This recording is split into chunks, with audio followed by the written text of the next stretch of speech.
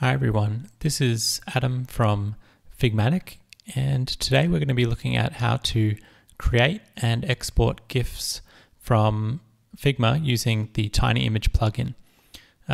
This functionality is not built into Figma, so we're going to use a plugin called Tiny Image to make this happen for us. So if you haven't already installed it, you can go to the Figma icon in the top menu bar and go down to Community and then click on Plugins. And then what you want to do is search for Tiny Image up in the search bar up here. So it's TinyImage, Tiny Image, one word, and just hit enter. And you'll see it pop right up. So this is the Tiny Image Compressor plugin.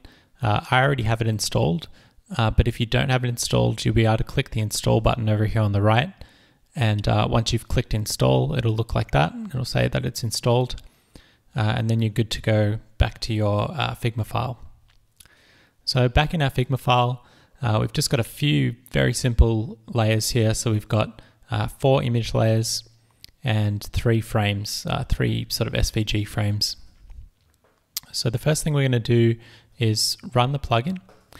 So you can right click anywhere, go down to plugins, and then go to Tiny Image Compressor and left click on that.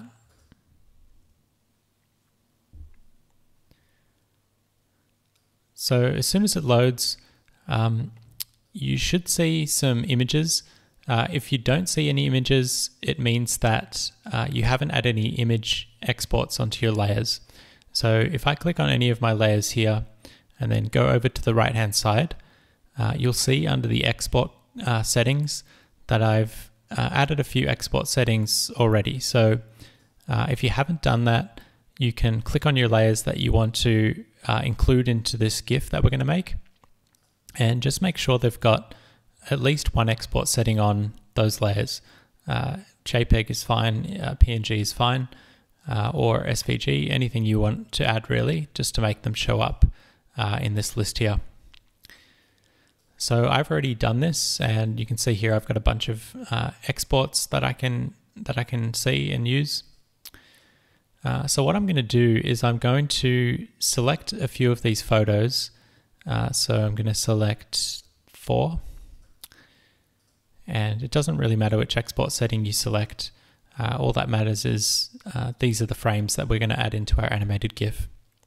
So once you've selected the images that you want to create a GIF from, you can go up here and instead of clicking the normal compression button that you might use quite a lot, we're going to use this middle button called Create GIF. And you can set the quality beforehand if you want to do that. So I'm just going to bump this up to 95. Once you're happy with that, you can click on this Create GIF button. And what that's going to do is it's going to take the selected images that you've just specified in the select panel before we click the button, and it's going to add those into this little preview here. So this preview is just looping through the 4 frames that we've already selected before clicking the button, and it's giving us a real-time preview of what that will look like if we were to export it. So let's dive into a few of the settings that we have some control over. So the first one would be the time per frame. So this is a slider that we can move up and down. At the moment it's set on 0.5 seconds, which means that each of your 4 frames are going to show for half a second before it moves on to the next one. If we want to increase that and slow it down a little bit, we can set the time per frame to be something more like 1 second. So if you want to see that change reflected, you can click on this Update Preview button down here. And what that's going to do is just refresh that preview with our settings that we've just changed. So now you can see it's slowed down the animation. Instead of going from 0.5 seconds per frame, we're now doing 1 second per frame. So every 1 second it's going to switch through these 4. And you can see here it's set to playback as infinite, which means that'll just keep going on forever. It's never going to stop. If we did want to change that, we can uncheck this infinite checkbox, and we now have access to this number input here. So we can actually change this to say loop it 1 time. So if I set it to 1 and then click update preview, let's just let it play through. So that's done 1 playthrough.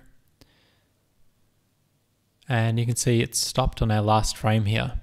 So it's gone through these, stopped. So we can change that. We can make it play through 3 times. So that's basically going through these 4 frames. It's going to do that. It's going to repeat it 3 times. So we can change that. The other thing that we can do is, we'll get to this in a second, but at the moment it's being set to have a transparent background. So that's why we can see this little gap at the top and the bottom here. Because we've got the size set to be square, it's set to 512 by 512. That means that we've got this little bit of space up here, and that's why the transparency is showing through. So there's a couple of things we can do here. We can either change the image to fit from, at the moment it's set to contain, which means that it's actually not going to crop any of the image data at all. It's just going to center position the image and sort of shrink it down far enough so that none of the image gets cropped off, and anything that it doesn't fill up is just going to be left kind of blank. But we can actually change that and make it go to cover. And if we change it to cover, you'll see that it'll still be square, but the images will be automatically made to fit.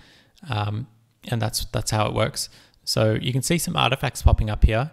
The reason for that is we do not need transparency for this particular GIF. So I'm going to turn transparency off and just update that. And now you can see those artifacts have disappeared. So we're just left with the images without any transparency. If we do switch it back to contain for a moment, I'm just going to show you one more thing you can do. So because we've turned the transparency off, you can see that the gaps here, which are coming about because we've changed it back to contain, they're set to white. And that's because down here, we're setting the background color to be white for anything that shows through.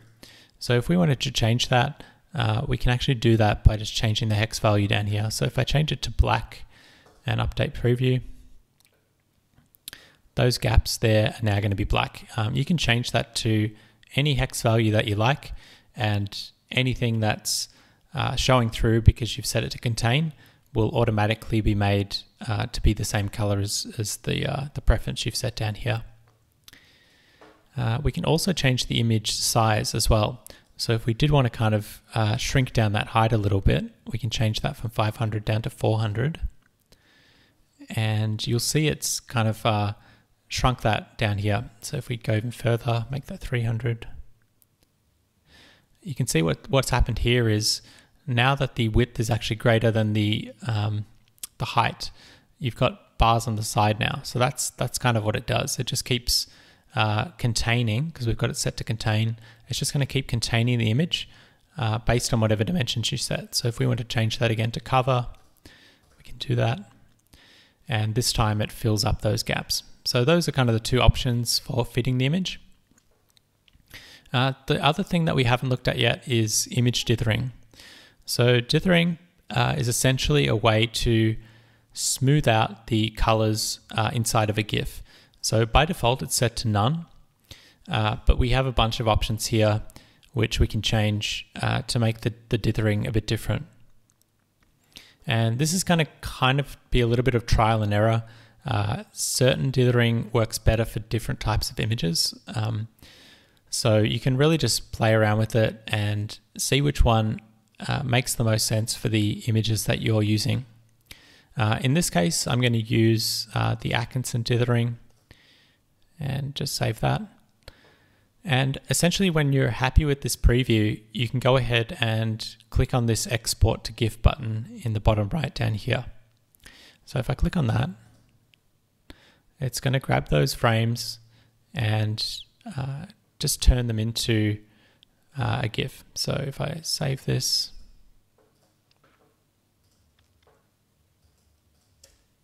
and open it, you can see here that it's exported it exactly the way that we saw it in the preview.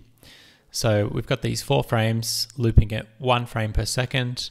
The dimensions are 512 by 300, and because it's being set to cover, there's no gaps whatsoever. And the dithering option that we selected looks really nice. It's very, very smooth. We can't see any artifacts, can't see any kind of nasty pixel kind of blurring, and overall it's just looking really good. And even at quality 95, it's actually saved out at a reasonable file size. So we've got 488 kilobytes for this GIF, and yeah, I'd say it's actually turned out quite well. So if we want to do another one, I'm just going to open up Tiny Image once more. Because we've already run the plugin, if you want to access it really quickly, you can get to it from this shortcut in the right-hand column. So underneath Plugin, you'll see Tiny Image pop up, and it's a little milk bottle icon. The reason I have 2 is because one of them is my development version, but your one will look like this. Okay, so in this case, I'm going to do something a little bit different. And instead of selecting these photos, I'm going to select these little SVGs, or these sort of transparent ones. So if I select these, I'll just do 3 of them. I'll just bump the quality up just for the sake of it. And I'm going to click on Create GIF one more time. So this is loading up a new preview, and again, it's inheriting the settings that we saved before. So you can see here, we've got the cover setting selected, the image dithering we used before is selected, the background color we selected, and the time that we selected are all in there, and the playback count. The size is updated every time. It basically takes the dimensions of the first layer that you've selected, and it'll pre-populate those down here. And that's just to make it easier to have a bit of a baseline size, so you don't have to kind of click back and forth and figure out roughly what those image dimensions are going to be. So that's kind of how it sets it up. And so there's a few things we can do here. Because we're using layers that have no background or have transparent backgrounds, it's immediately basically filling in that transparency with our background color down here. So again, we can change that. If we wanted to make it a white background, we just change the hex value, and now it's a white background. So that would be perfect if you're using this GIF on a website or something that already has a white background, and you would have a great result there. So I'm actually gonna do that now. So if I just update this a little bit, I'll set it to playback infinite. And if I export that to GIF, so we've got that set up now. And if I open that up, so open that one up, and you can see there, it's really crisp. There's no sort of artifacts, no blurring, no anything at all. And that one's come out at 89 kilobytes. And bear in mind, this is at 100% quality. So even at 100%, the file sizes are very reasonable. So I'm just going to get out of that, and we'll relaunch it again, because I'm going to show you how to do a transparent export. So once again, we'll keep our 3 layers selected and click Create GIF. Okay, so this time, instead of having the white background, for some reason my background on my website might need transparency. So I'm going to make the image transparent. I'm going to update the preview. And what you'll notice is the background is gone, but there's these weird artifacts around the image. And the reason for that is because we still have the image dithering set to this Atkinson setting. Now that setting is really good for if we were using photos, like in the last example, they looked really, really smooth with that particular setting. But in this case, we don't want to be doing that. There's nothing really to blend into. So In this case, I'm actually going to turn dithering off, and I'm going to refresh the preview. And you'll see now that that black sort of outline and artifact has completely disappeared, and we're left with just the sort of smooth image outlines in the transparent GIF. So I'm fairly happy with that. We can actually change the size down here if we'd like. So we can make this, 1000 by 1000, and I can set that to contain. I think they're all square anyway, but that's all good.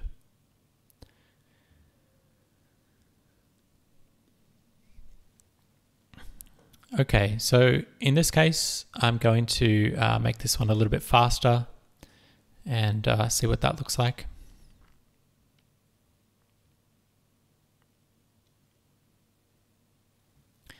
Okay, I'm quite happy with this. So we've got a fairly fast animation happening. It's going on forever. It's set to infinite. We've got a transparent background set at 1000 by 1000 pixels. No image dithering because that's working really well for the transparency, and we've set it to contain, so we know that all the pixels are going to be added to the square no matter what. So I'm really happy with that, and once again I'm just going to click export to GIF. It's going to merge those for me into a GIF. Might take a little bit longer because it's a bit bigger, 1000 by 1000 pixels. But still pretty quick. So I'm just going to save that and open that up. And there we go. So you can see it saved it out at 1000 by 1000. Because these are vector layers, the quality is really, really sharp, really, really nice. And if we were to sort of do this in a retina fashion, we could, on our website, we could actually shrink that down to 500 by 500. So that would basically make it a 2x kind of GIF, and that just looks incredibly sharp when you kind of halve the dimensions as well. So that's a really good trick. If you want extra sharp GIFs, you can export them at double the size that you actually want to use them at, and then halve that size on your website using CSS, and you'll get really, really crisp GIFs and GIF animations. And that's actually come out really small too. So the last one that we did, we had the white background and saved out at 500 by 500. But the transparent version at 1000 by 1000 has actually come out much smaller. Well, not much smaller, but a little bit smaller. So that's quite interesting to note as well. If you are wondering why those two have come out differently, it's because of the transparency. So that's a pretty good overview of how to export compressed GIFs from tiny image. You can actually play around with this slider a little bit more. You're not going to see huge amounts of differences between these different qualities for GIFs in particular, but you will get a little bit of difference. So if you do want to play around with file sizes, I would encourage you just to mess about with some of these, maybe at the extremes, to get a bit of an idea of what those size differences are going to be. But for the most part, you can still get away with fairly high settings and have fairly small file sizes as well. So I think I'm going to leave it there. That's a fairly comprehensive overview of all the different settings you can use and the different ways you can go about creating GIFs directly from Figma, compressed GIFs using tiny image. So yeah, thank you again for watching. If you've been following along with these tutorials, I hope they've been helpful. And if you have any requests or questions, please just reach out to me directly. I'm always trying to make these plugins better, and feedback from people like you definitely makes it improve a lot faster when I know what kind of things and workflow issues that people are having. So until the next time, I hope that you've enjoyed the video, and we'll see you soon.